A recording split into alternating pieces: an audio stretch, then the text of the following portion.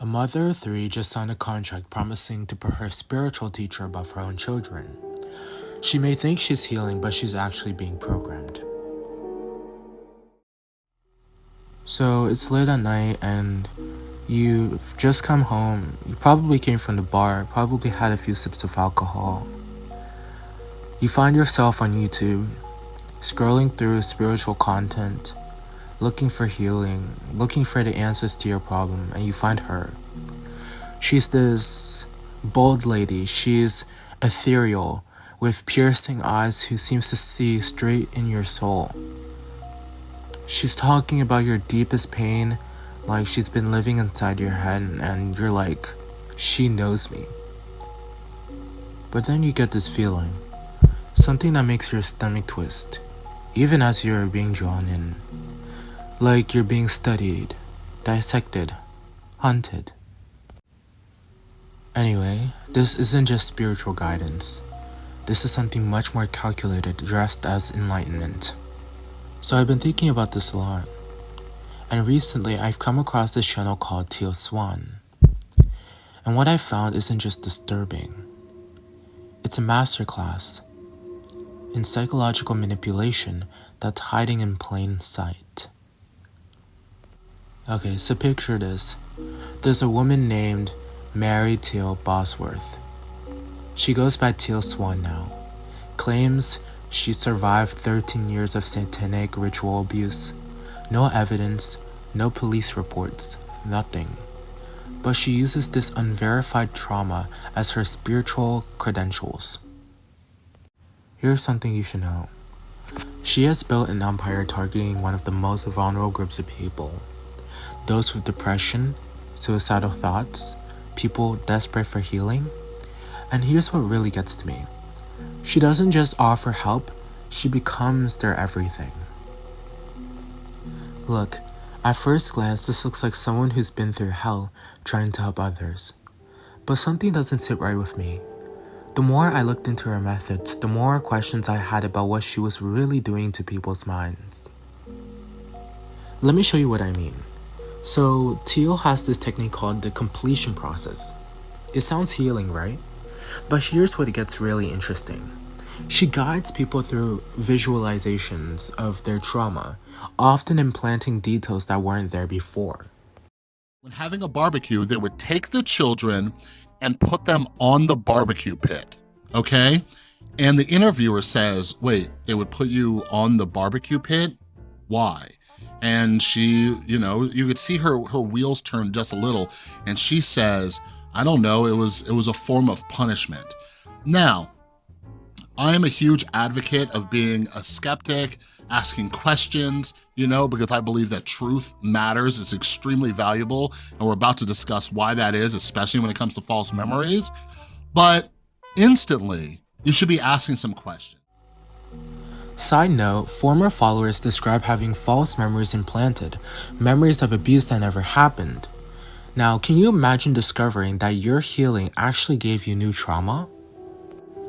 But wait, it gets way darker. She isolates her inner circle from their families.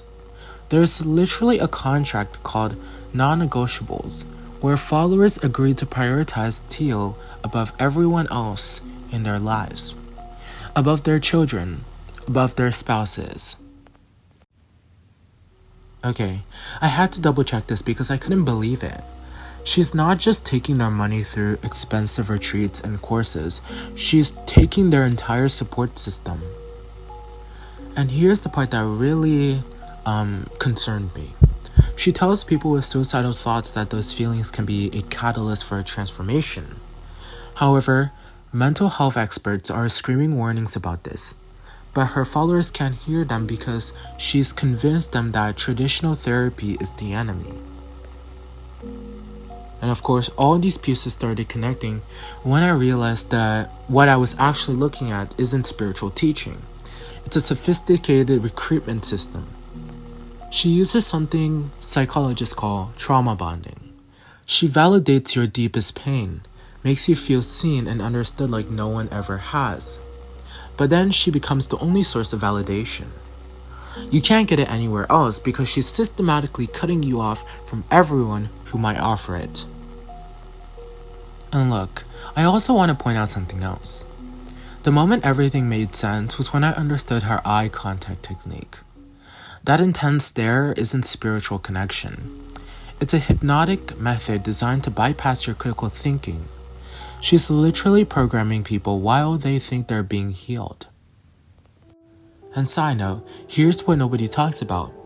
Under the massive wave of positive comments, several followers have reported their mental health getting worse after working with her.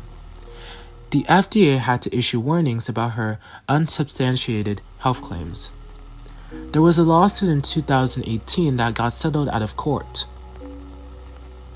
Now, I want to point out that this story isn't really about Teal Swan. It's about how desperately we want to believe someone who has the answers to our pain, and how that desperation makes us vulnerable to people who see our healing not as the goal, but as the product.